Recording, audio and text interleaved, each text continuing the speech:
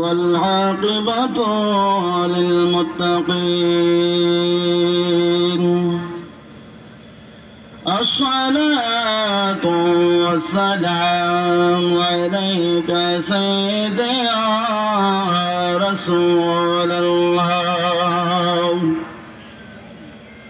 الصلاة والسلام عليك سيدي يا حبيب الله.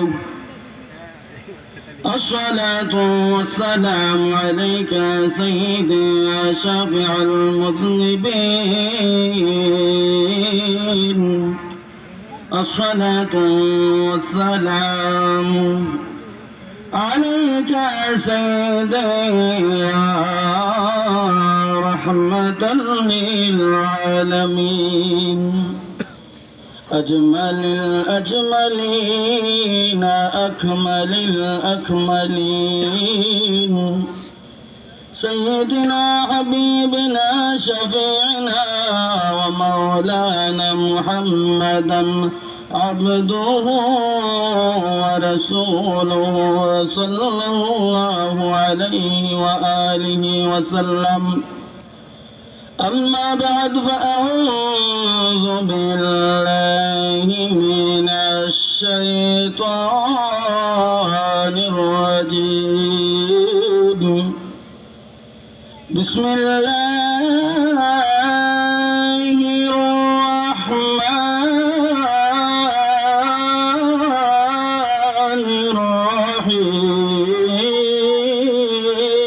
الرحيم.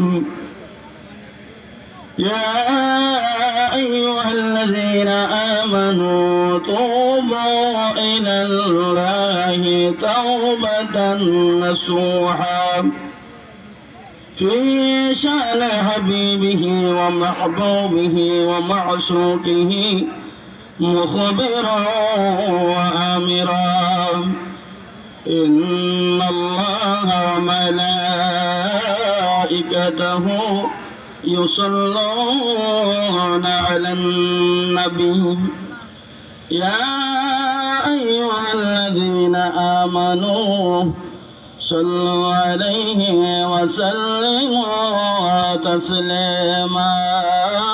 اللهم صل على سيدنا مولانا محمد وعلى آله سيدنا مولانا محمد. اللهم صل على سيدنا مولانا محمد وعلى آله سيدنا مولانا محمد.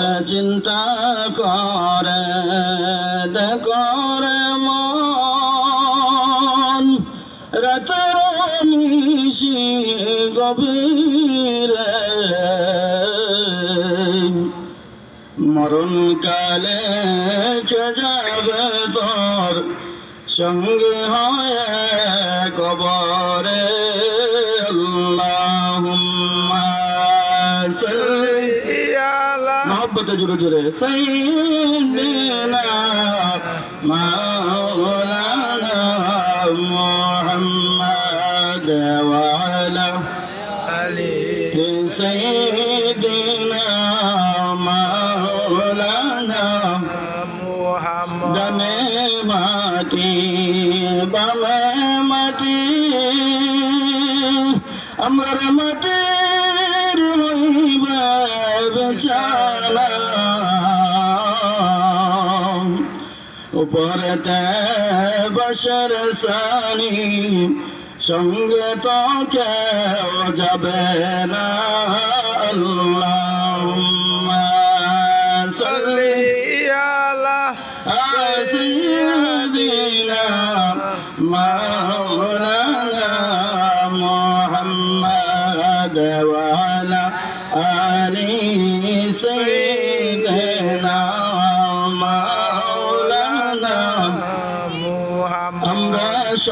ভাই এ জগতে কবর দেশের প্যাসেঞ্জার ধনী বল গরিব বল যুবক বল বৃদ্ধ বল যাইতে হবে কবর গোর আল্লাহুম্মা সাল্লি আলা سيدنا مولانا محمد وعلى آل سيدنا مولانا اللهم صل وسلم مجد بارك عليه لا إله إلا الله لا إله إلا الله لا إله إلا الله لا إله মধুর বাণী শোনালেন যিনি তিনি তো মোদের রাসূলুল্লাহ লা ইলাহা ইল্লাল্লাহ লা ইলাহা ইল্লাল্লাহ লা ইলাহা কোরআনের বাণী আনিলেন যিনি কোরআনের বাণী আনিলেন যিনি তিনি তো মোদের রাসূলুল্লাহ লা ইলাহা ইল্লাল্লাহ লা ইলাহা ইল্লাল্লাহ লা ইলাহা লা ইলাহা ইল্লাল্লাহ লা ইলাহা ইল্লাল্লাহ লা ইলাহা ইল্লাল্লাহ লা ইলাহা এই জীবনের গুনাহ খাতা আমরার সৌবের গুনাহ খাতা মাফ কইরা দাও মাবুদাল্লাহ লা ইলাহা ইল্লাল্লাহ লা ইলাহা لا لا إله لا إله إلا الله محمد رسول الله صلى الله عليه وسلم এই যে আমরা জিকির করলাম জিকির করলে লাভ হয় না লস হয় আমরা এই যে আজকের মাহফিল হইছে এই মাহফিল কিন্তু প্রতিদিন হবে না সময় কম যার কারণে সংক্ষেপে কথা বলতে হবে কারণ বিদেশি মেহমানবৃন্দ আছেন তাদেরকে সম্মান করা তাজিম করা আমাদের উপর কর্তব্য দায়িত্ব তো আজকের মহতি মাহফিলের আউলাশা কর্তৃক আয়োজিত আমার অত্যন্ত শ্রদ্ধাভাজন বড় ভাই অত্যন্ত প্রিয় মহব্বতের মানুষ ওনার মাধ্যমে আজকের মাহফিলে আসা ওনার দাওয়াতের মাধ্যমে ওনাকে যেন আল্লাহ পাক রব্বুল আলামিন হায়াতে তয়্যিবা দান করেন সকলে বলি আমিন আমিন আমার পাশে বসা রয়েছেন আজকের মাহফিলের সভামঞ্চে আসীন আছেন আমার পাশে বসে রয়েছেন আমাদের গ্রামের প্রবীণ মুরব্বী আলহাজ আব্দুর রহিম মাস্টার সাহেব আল্লাহ পাক যেন ওনাকে দীর্ঘ হায়াত দান করেন সকলে বলি আমিন আমিন আজকের যিনি পরিচালনা করতেছেন জনাব জহির মিয়া সাহেব ওনাকেও যেন আল্লাহ পাক রব্বুল আলামিন নেক হায়াতে তয়্যিবা দান করেন সকলে বলে আমিন আমিন আজকের এই মাহফিলকে যেন আল্লাহ পাক রব্বুল আলামিন কবুল করেন সকলে বলে আমিন আমিন তো আমি যে কথাটা বলতেছিলাম সময় কম তো আমরা যে আজকের এই মাহফিলের আয়োজন হয়েছে আজকে এই মাহফিল আজকে রাত্রেই হবে প্রতিদিন হবে না আমরা এখানে যারা বয়স্ক বিশেষ করে সাবালক থেকে নাবালক থেকে সাবালক যারা হয়ে গেছি গুনার পর্যায়ে পড়ে গেছি আমরা এই মাহফিলে আসলে বসলে এই মাহফিলে রওনা করলে মাহফিলে রওনা করতে হলে আসতে যতটা কদম চলবেন এক একটা কদমের বিনিময়ে আল্লাহ পাক রব্বুল আলামিন সুবহানাহু ওয়া তাআলা 10টা করে নেকি দান করবেন বলেন সুবহানাল্লাহ সুবহানাল্লাহ তাহলে আজকের এই মাহফিল এমন হতে পারে কারো জীবনের শেষ মাহফিল হয়ে যেতে পারে ঠিক কিনা বলেন হয়তো গত বছর হয়তো এই মাহফিল হয়েছিল এমন আমাদের গ্রামের মুরব্বী হয়তো অনেকে এখানে বসে ওয়াজ শুনছিলেন কিন্তু আজকে এই সময়ে দেখা যায় আজকে অনেকেই খবরে শুয়ে আছেন আমরা তাই আমাদের গ্রামের মুরব্বিয়ানে কেরাম নওজোয়ান ভাইদেরকে বলতেছি, কত রাত্র আমাদের কাছ থেকে চলে যাইতেছে। আরে আমাদের বলেন, আপনি আমার 60 বছরের জিন্দগি, 100 বছরের জিন্দগি দান করছেন, সমস্ত সময় আমার চলে যাইতেছে। আজকে এই মাহফিলে যদি আসতে পারি, এই মাহফিলকে ওসিলা করে আল্লাহ পাক রব্বুল আলামিন মাফ করে দিতে পারেন। তাই আশেপাশে যারা অবস্থান করতেছেন মাহফিল মঞ্চে চলে আসুন। অনেকে ভালো বাড়িতে বসে বসে মাইকের আওয়াজ বেশি, ঘরে শুয়ে শুয়েই তো আওয়াজ শোনা যায়, অনেকে আবার দিতেও হবে। কিন্তু না, আপনি এই যে জায়গাটা আজকে যদিও এটা মাঠ, কিন্তু আজকে এটা জান্নাতের বাগান হয়ে গেছে, বলেন সুবহানাল্লাহ। এই মাহফিলে এসে বসলে আপনি জান্নাতের মেহমান হয়ে গেলেন, সুবহানাল্লাহ। তাই আমি সংক্ষিপ্ত বলতে চাই, কুরআনুল কারীম থেকে একখানা আয়াতে কারিমা তেলাওয়াত করেছি। ওই আয়াতকে সামনে রেখে সংক্ষিপ্ত সময়ে কয়েকটি কথা বলবো। আল্লাহ পাক রব্বুল আলামিন আমাদেরকে যেন আমল করার তৌফিক দান করে। ওমা তাওফিকি ইল্লা বিল্লাহ, সকলে বলে আমিন। আমিন। আমরা শুধু ওয়াজে কান দিয়ে শুনলাম আর আরেক কান দিয়ে বাহির হয়ে গেল, এর দ্বারা তো আমরা লাভবান হতে পারবো না। কিছু কানের ভিতরে ঢুকাইতে হবে, অন্তরের কান দিয়ে শুনতে হবে, আমলে পরিণত করতে হবে। আজকে আওলাসা কর্তৃক ওয়াজের মাহফিল, কালকে সকালে যদি জিজ্ঞায় যে কি ওয়াজ হয়েছে, কি নসিহত হয়েছে, আমল কি হয়েছে, বয়ান কি হয়েছে, খালি শুনলেন আর বললেন শুনছিলাম, মনে নাই, তাইলে তো আমল যদি 1-2টা আমি নিয়ে না যেতে পারলাম, তাহলে আপনার আমার আশা তো সার্থক হলো না। আপনি আমি যেমন তেমন রয়ে গেলাম। তাই আমরা বিভিন্ন বক্তা, বিভিন্ন আলেমগণ ওয়াজ নসিহত করবেন, আমরা মনোযোগ সহকারে যেন শুনি। বলতেছিলাম আল্লাহ পাক রব্বুল আলামিন কুরআনুল কারীমের মধ্যে ডাক দিয়ে বলেন, ইয়া আইয়ুহাল্লাযীনা আমানু, হে ঈমানদারগণ, হে বিশ্বাসীগণ, বিশ্বাসীদেরকে আল্লাহ পাক রব্বুল আলামিন ডাক দিয়ে বলতেছেন, তওবা তোমরা তওবা করো ইলাল্লাহ, আল্লাহর কাছে তোমরা তওবা করো, বলেন সুবহানাল্লাহ। সুবহানাল্লাহ। করার জন্য আল্লাহ কেন বলেছেন?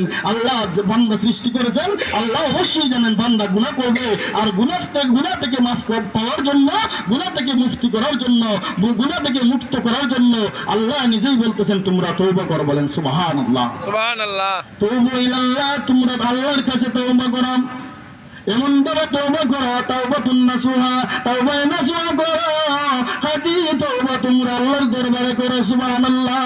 সুবহানাল্লাহ। একটা মানুষ হাতি তওবা করলে কি হয়, কি লাভ হয়, কি ফায়দা হয়? একটা মানুষ হাতি ভাবে তওবা করলে ফেরেশতার মতো নিষ্পাপ হয়ে যায়। সহজ কথা যেটা বলতেছ হয়, সব বলেন সুবহানাল্লাহ। সুবহানাল্লাহ। একটা ছোট্ট শিশু বাচ্চা জন্মগ্রহণ করলে যে রকম নিষ্পাপ, ওই রকম ভাবে মানুষ পাপ থেকে মুক্তি পাওয়ার জন্য, গুনাহ ছাড়ার জন্য আল্লাহর কাছে তওবা করলে আল্লাহ তারা ওই রকম ভাবে নিষ্পাপ বানাইয়া দেন। তো আমরা এমন কোন মানুষ নাই গুনাহ করছি না। গুনাহ আমরা কদমে কদমে করি, গুনার কোনো শেষ নাই। তাহলে সেই হিসাবে বেশি বেশি করে আল্লাহর কাছে তওবা করা দরকার। নবীজি হাদিসের মধ্যে বলেছেন, যে ব্যক্তি প্রতিদিন 20 বার মরণের কথা স্মরণ করবে, যে ব্যক্তি 20 বার প্রতিদিন মরণের কথা স্মরণ করবে, আল্লাহ পাক রব্বুল আলামিন তার ঈমানের পাওয়ার বাড়াইয়া দিবেন, বলেন সুবহানাল্লাহ। সুবহানাল্লাহ। ঈমানের পাওয়ার বাড়লেই তোমার নামাজ ভালো লাগবে, ঈমানের পাওয়ার বাড়লেই তোমার ওয়াজ নসিহত ভালো লাগবে, ঈমানের পাওয়ার বাড়লে মাইকের আলেমের আওয়াজ তোমার কানে যাইতে দেরি হবে, তুমি মাহফিলে আসতে দেরি হবে না।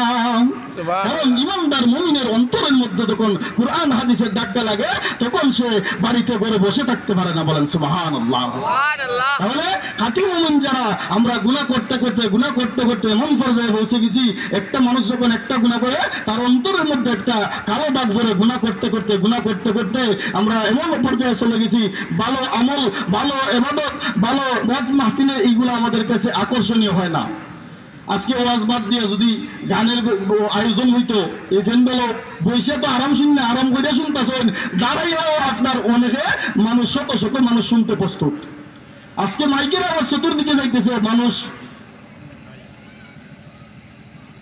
ভালো কাজে মানুষ নাই। কিন্তু বান্দা চিন্তা করতে হবে, ফিকির করতে হবে, ওই কবরে তোমার আমার যেতে হবে, ওই কবরে তোমার আমার একদিন যেতেই হবে। তো বলতেছিলাম আল্লাহ পাক রব্বুল আলামিন বলেছেন তাওবা করার জন্য। এই তাওবা সম্পর্কে আমি একটি উদাহরণ দিই সংক্ষিপ্ত সময় আপনাদের কাছ থেকে বিদায় নিব। মালিক ইবনে দিনার রাহমাতুল্লাহ আলাইহি, উনি আল্লাহর একজন বড় ওলি ছিলেন, বলেন সুবহানাল্লাহ। তো ওনার নামের সাথে দিনার কিভাবে লাগলো? আমরা বর্তমানে টাকা পয়সা খরচ করি, এটা আমরা বর্তমান যুগে বলা হয় টাকা পয়সা, টাকা বলা হয়, এর আগে ছিল পয়সা। আর সেই যুগে সেই সময় মালিক ইবনে দিনার রাহমাতুল্লাহ আলাইহির যুগে ওনার নাম ছিল শুধু মালিক, ওনার নামের সাথে দিনার কিভাবে লাগলো? সেই সময়ে টাকারে বলা হইতো দিনার। তো উনি একদিন আপনার নৌকা দিয়া খেওয়া পার হইবেন, তো নৌকার মাঝখানে যখন গেছেন, মাঝি বলতেছে যে খেওয়া যে ভাড়াইতেছ, খেওয়ার পয়সা দেও, আমরা দিয়ে গেলে খেওয়ার পয়সা দিতে হয় না? তো সে বলতেছে আমার কাছে টাকা নাই, আমার কাছে টাকা নাই। নাই বলার সাথে সাথে ওই মাঝি ওনার সাথে খারাপ ব্যবহার, তুচ্ছ তাচ্ছিল্য করতেছে, খারাপ গালিগালাজ করতেছেন। উনি পর্যায়ে মার খাইতে খাইতে ওই নৌকার মধ্যে বেহুশ হয়ে পড়েছেন, বেহুশ হয়ে গেছেন। এখন বেহুশ হওয়ার পরে আবার যখন হুশ ফিরে আসছে, আবার ওই মাঝি উনার কাছে বলতেছে খেওয়ার পয়সা দেও, নইলে তোমার ছেড়ে দেওয়া হইবে না, নইলে তোমার আজকে ছেড়ে দেওয়া হইবে না, এই গাঙ্গের এই নদীর মাঝখানে তোমার ঘুরাইমু, সাইডে দিতাম না ঠেকা দেওয়ার আগ পর্যন্ত। মালিক ইবনে দিনার বলে আমার কাছে কোনো পয়সা নাই, আমার কাছে কোনো দিনার নাই, আমি দিতে পারবো না। আবার ওই মাঝি বড় খারাপ লোক, উনারে মারল, অপহার করলো, উনি আবার বেহুশ হয়ে গেলেন। কিন্তু এবার ওনার টাকারা জমে গেল রে। নদীর মধ্যে যে মাছ ছিল, মাছগুলা দিনার নিয়ে মুখের মধ্যে আপনার হাজির হয়ে গেছে। সুবহানাল্লাহ। নদীর মাছগুলা মুখের মধ্যে দিনার নিয়ে এরা অপেক্ষা করতেছে যে মাঝি কি করবে, আপনার ওই পয়সা নিয়ে দিনার নিয়ে মালিক ইবনে দিনারকে মুক্তি দিবে। বলেন সুবহানাল্লাহ। সেই মাছগুলা মালিক ইবনে দিনারের সাথে কথা বলা আরম্ভ করে দিলাম, ও আল্লাহর ওলি মালিক, ও আল্লাহর ওলি মালিক, তুমি দিনার নিয়ে কি করো? ওই ব্যক্তি ঋণ পরিশোধ করো। উনি একটা মাসের মুখ থেকে দিনার নিয়ে ঋণ পরিশোধ করলেন, সেই থেকেই ওনার নামের সাথে মালিক ইবনে দিনার লেগে গেছে। বলেন সুবহানাল্লাহ। সেই মালিক ইবনে দিনার একদিন ওয়াজ করতেছেন, শত শত মানুষ, অসংখ্য অগণিত মানুষ, উনি ওয়াজ নসিহত করতেছেন। একজন লোক দাঁড়ায় বলতেছেন, আল্লাহর বান্দা, আপনার কাছে আমার একটা প্রশ্ন আছে। প্রশ্ন কি? বলেন প্রশ্ন। আপনার কাছে আমার প্রশ্ন হচ্ছে, আজ থেকে 10 বছর আগে আপনি একজন মদখোর ব্যক্তি ছিলেন, আজ থেকে 10 বছর আগে আপনি মদখোর ছিলেন, আজকে এই এত বড় একটা মাহফিলের মধ্যে আপনি বয়ান করতেছেন, মানুষগুলো আপনার কথা শুনতেছে, ওয়াজ নসিহত শুনতেছে, আপনি কিভাবে এই গুণ অর্জন করলেন? বলেন সুবহানাল্লাহ। ওই যে বললাম, তাওবা করলে, তাওবার মাধ্যমে আল্লাহ পাক রব্বুল আলামিন মানুষের গুনাহ মাফ করেন। তাওবার মাধ্যমে, তাওবার উসিলায়, তাওবার মাধ্যমে আল্লাহ পাক রব্বুল আলামিন বান্দাবান্দির আপনার দাম, মান, সম্মান, ইজ্জত বাড়ায় দেন। বলেন সুবহানাল্লাহ। সুতরাং আপনার এবার কি হয়ে গেলেন? ওই মালিক ইবনে দিনার উনাকে ডাক দিয়ে বলতেছে, আল্লাহর বান্দা, তুমি যে ওয়াজ নসিহত করতেছ, তুমি তো আজ থেকে 10 বছর আগে, তুমি তো 10 বছর আগে মদ করছিলে, আজকে এত বড় একজন আলেম, এত বড় একজন মর্যাদাপূর্ণ ব্যক্তি কিভাবে হইলাম? উনি আবার ওনার ঘটনা বলতেছেন যে আমি মদ করছিলাম, প্রতি শবে বরাতের রাত্র যখন আসতো, মানুষ কি করতো, ইবাদত বন্দেগী করার জন্য মসজিদে চলে যেত। আমার মদের বড় নেশা ছিল, আমার মদের বড় পিপাসা ছিল, আমি মদ পান করার জন্য বাজারে মদের দোকানে চলে যাইতাম। একবার শবে বরাতের রাত্র আসলাম, মানুষ মসজিদে যাই ইবাদত বন্দেগী করেন, আর ওনার মদের পিপাসা লাগছে, মদের এত পাগল, সে মদ কেনার জন্য বাজারে গেছে। এই মদের দোকানের মালিক রেজায় ডাকতে তুলছে, মদের দোকানের মালিক বলতেছে, তুমি এত বেসবুর, আজকে একটা ইবাদতের রাত্র, মানুষ গুনাহ থেকে মুক্তি পাওয়ার জন্য আল্লাহর কাছে ইবাদত বন্দেগী করতেছে, আর আজকের রাত্রে তুমি আসছো মদ নেওয়ার জন্য? সে বলতেছে, আমার নিশা এটা, আমি না খাইতে পারি না, আমার খাইতে হবে, আমারে দিয়ে দাও। সুতরাং ওই মদের বোতল নিয়ে গেলাম, বাড়িতে যায় যখন প্রবেশ করলাম, উনি দেখে ওনার স্ত্রী যায় নামাজে বসিয়া ওনার স্বামীর জন্য দোয়া করতেছে, রব্বুল আলামিন, আপনি আমার স্বামীরে দয়া করে ভালো করে দাও। সুতরাং উনি এটা শুনছে, কিন্তু তার তো এটা কানে দেওয়া যায় না, তার তো নিশা সেই খারাপ কাজের দিকে বেশি, এইটা দোয়া মুনাজাত ইবাদত তার কাছে ভালো লাগে না, আকর্ষণ হয় না। সুতরাং সে কি করলাম, মদ পান করলাম, এই বছর চলে গেলাম। আবার যখন পরের বছর আসলাম, সে মদ পান করার জন্য মদের বোতল নিয়ে গেল। মদের বোতল নিয়ে যাওয়ার পর ওই গত বছরের মতো সংক্ষেপে বলতেছি, সময় যেহেতু অল্প, আপনার সংকেত এসে গেছে, 5 মিনিটের ভিতরে ইনশাল্লাহ আমি শেষ করে দেবো। তো উনি কি করলেন, পরের বছর আবার মদের বোতল নিয়ে গেলেন। এবার মদের বোতল যখন নিয়ে গেলেন ঘরে যায়, উনি হাউমাউ করে কান্দা আরম্ভ করে দিছেন। উনি কান্দেন, কেন কান্দেন? কান্নার কারণ কি? ওই যে লোকটা জিজ্ঞাসা করছে, তুমি 10 বছর আগে মদ করছিলা, আজকে একজন নেককার বান্দা, নেককার আল্লাহওয়ালা বান্দা, নেককার আল্লাহওয়ালা বান্দা কিভাবে হইলা? আজকে এত ইজ্জত সম্মান, তোমার কথা হাজার হাজার মানুষ শুনে, বলেন সুবহানাল্লাহ। সুবহানাল্লাহ। উনি বলতেছে আমি মদ পান করলাম, পরের বছর আবার শবে বরাত আসলাম। এই যে প্রথম বছর উনি মদ পান করছে, উনি বলতেছেন আমি মদের বোতল নিয়ে যখন টেবিলের উপরে রাখছি, আমার একটা 7 বছরের মেয়ে ছিল, ওই মেয়েটা দৌড়ে আসছে আমার সাথে সাক্ষাৎ করার জন্য। যারা ছেলে মেয়ে আছে, বাপ আসলে, বাপ আইলে, মা আইলে, সন্তান দৌড়ে আয় বাপরে দেখার জন্য, মারে দেখার জন্য বড় খুশি হয়, বড় আনন্দিত হয়। ওই সন্তান, ওনার 7 বছরের মেয়ে, বাবা আসছে ঘরের মধ্যে, মা মুনাজাত করতেছে, সন্তান এই মেয়ে আপনার জন্য সজাগ হয়েছে, গেছে, ঘুমায় নাই। দৌড়ায় দেখান, যখন বাবা বাবা বাবা বাবা বলে, যখন দৌড়ে গেছে রে, দৌড়ে দেয়া ওই টেবিলের মধ্যে যখন তার ধাক্কা লাগছে, ধাক্কা লাগার সাথে সাথে ওই মদের বোতল মাটির মধ্যে পড়ে গেছে। মদের বোতল মাটি থইরা ভাঙ্গে গেছে, সে আর খাইতে পারে নাই। কথাগুলাতে উনি বর্ণনা করতেছেন, বলতেছেন দ্বিতীয় বছর যখন আমি মদের বোতল নিয়ে টেবিলের উপর রাখলাম, আমার সেই কথা স্মরণ হয়ে গেল, গত বছর আমার 7 বছরের মেয়ে জীবিত ছিল, কিন্তু আজকে আমার ওই কলিজার টুকরা মেয়ে ওই জমিনে বেঁচে নাই। সুবহানাল্লাহ। গত বছর আমার মেয়ে আসিল, আজকে আমার মেয়ে নাই। তাহলে আমিও যে আগামী বছর শবে বরাত আস্তে আস্তে, একটা উদাহরণ আসছে আর কি, আমিও যে বাঁচবো এটার কোনো ওয়ারেন্টি গ্যারান্টি নাই। সুতরাং উনি মদ পান করলেন না, মদ ফেলে দিলেন, মদের বোতল ভেঙে দিলেন। উনি উনার মেয়ের জন্য, সন্তানের জন্য কাঁদতে লাগলেন, আল্লাহর দরবারে কাকুতি মিনতি করে মুনাজাত করতে লাগলেন, কাঁদতে লাগলেন। কাঁদতে কাঁদতে কাঁদতে কাঁদতে এক পর্যায়ে ওনার ঘুম লেগে গেল। ঘুমের ঘরে স্বপ্নে থেকে একটা বড় বিস্তর সাপ ওনারে দৌড়াইতেছে, বলেন সুবহানাল্লাহ। সুবহানাল্লাহ। উনি দেখেন বড় একটা বিস্তর সাপ উনারে দৌড়াইতেছে, উনিও দৌড়াইতেছে প্রাণ বাঁচানোর জন্য, সাপের কবল থেকে রক্ষা পাওয়ার জন্য। সুতরাং এক পর্যায়ে কি হয়ে গেলাম, উনি দৌড়াইতে দৌড়াইতে দৌড়াইতে দৌড়াইতেন, একটা রাস্তা দিয়ে দৌড়াইতেছে, রাস্তার পাশে যায় দেখে একটা পাহাড়, ওই পাহাড়ের উপরে একটা বৃদ্ধ লোক দাণ্ডায়মান রয়েছে।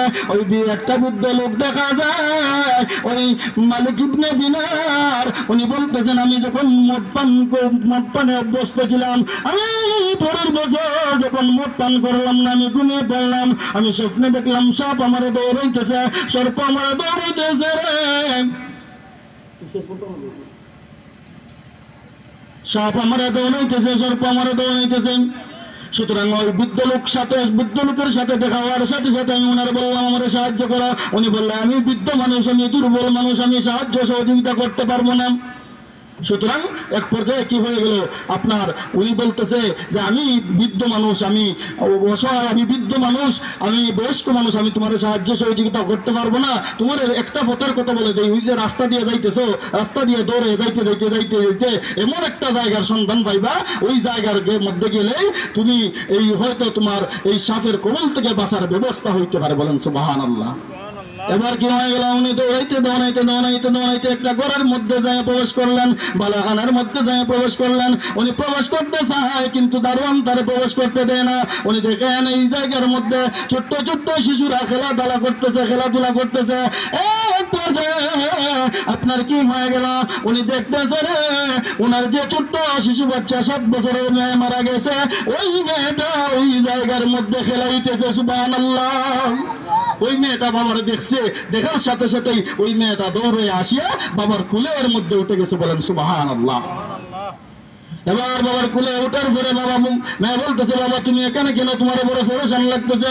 বাবা বলতেছে ও মা ওই দেখো বিশে বড় সাপ আমাদের দৌড়াইতেছে দংশন করার জন্য, আক্রমণ করার জন্য, ওই সাপ থেকে রক্ষা পাওয়ার জন্য আমি দৌড়াইতেছি, আমি দৌড়াইতে দৌড়াইতে পরেশান হয়ে গেছি। ওই মেয়েটা বাম হাত দিয়ে ওই সাপের একটা সোর মারছে, আঘাত করছে, ওই সাপটা সাথে সাথে চলে গেছে। বলেন সুবহানাল্লাহ।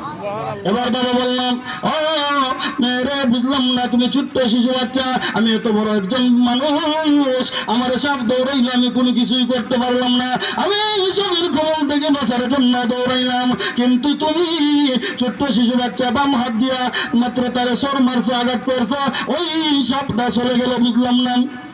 মেয়ে ডাক দিয়ে বলতেছে, বাবা গো, ও বাবা, আমি যদিও ছোট্ট শিশু বাচ্চা, কিন্তু এই মুহূর্তে আমি জান্নাতি। জান্নাতি লোকের পাওয়ার বেশি। আমার হাত যদিও বাম হাত, আমি যদিও ছোট শিশু বাচ্চা, আমার হাতের অনেক পাওয়ার বেশি। সুবহানাল্লাহ।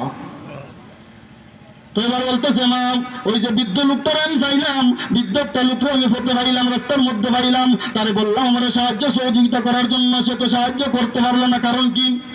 মেয়ে ডাক দিয়ে বলতেছে, বাবা, তুমি যে রাস্তার মধ্যে বৃদ্ধ লোকরে পাইছ, ওইটা আসলে বৃদ্ধ লোক নয়, ওইটা হচ্ছে তোমার রুহু। বলেন সুবহানাল্লাহ।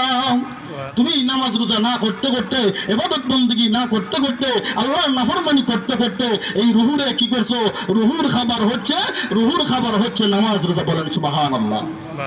যত বেশি নামাজ রোজা করবেন তত আপনার রুহু তাজা হবে। তুমি সারা জীবন ইবাদত বন্দেগী করো নাই, ইবাদত বন্দেগী না করতে করতে, আল্লাহর নাফরমানি করতে করতে তোমার রুহুরে একবারে দুর্বল বানায় ফেলছো, যার কারণে সে বলছে তোমার সাহায্য করতে পারবো না। বলতেছে, মা, সাপ যে আমরা দৌড়াইলাম, বলতেছে, সাপ আসলে এটা সাপের রূপ ধারণ করছে, এটা সাপের রূপ ধারণ করিয়া আজরাইল তোমারে দৌড়াইছে। সুতরাং উনি এই মুহূর্তে এই অবস্থায় ওনার স্বপ্ন ভেঙে গেল, উনি 10 মাস করে উঠলেন, এখনো দেখা যায় রাত্র শেষ হয় নাই, আল্লাহর দরবারে তওবা করলেন। তুবু ইলাল্লাহি তাওবাতান নাসুহা। ওই যে আল্লাহ পাক রব্বুল আলামিন শিখিয়ে দিয়েছেন, ইয়া আইয়ুহাল্লাযীনা আমানু, হে ঈমানদারগণ, হে বিশ্বাসীগণ, তোমরা তওবা করো ইলাল্লাহ, আল্লাহর কাছে, তাওবাতুন নাসুহা, আল্লাহর কাছে খাঁটি দিলে তওবা করো। আল্লাহ নামাজ ছাড়ছি আর ছাড়বো না, গুনাহ করছি আর করবো না, পরের হক করছি আর মারবো না, পরের অন্যের সাথে বেয়াদবি করছি আর করবো না, ওইগুলা যদি জীবনের তোরে ছেড়ে দিতে পারো, তাহলে তুমি একজন খাঁটি আল্লাহর আশিক হয়ে যাইতে পারবা, একজন খাঁটি আশিকে রাসূল হয়ে যাইতে পারবা, একজন খাঁটি আল্লাহ হয়ে যাইতে পারবা, আর তোমার মান ইজ্জত আল্লাহ বাড়ায় দিবে। সুবহানাল্লাহ। সুবহানাল্লাহ। তাহলে এর থেকে আমরা বুঝতে পারলাম তাওবার গুরুত্ব অনেক বেশি। যাই হোক, সংক্ষিপ্ত সময়ে যাই করলাম, যাই বললাম, বলবে তুমি মাফ করবেন, ক্ষমা সুন্দর দৃষ্টিতে দেখবেন। আল্লাহ পাক রব্বুল আলামিন যেন এই মাহফিলকে কিয়ামত পর্যন্ত জারি রাখেন। আল্লাহুম্মা আমিন। রব্বানা যালামনা আনফুসানা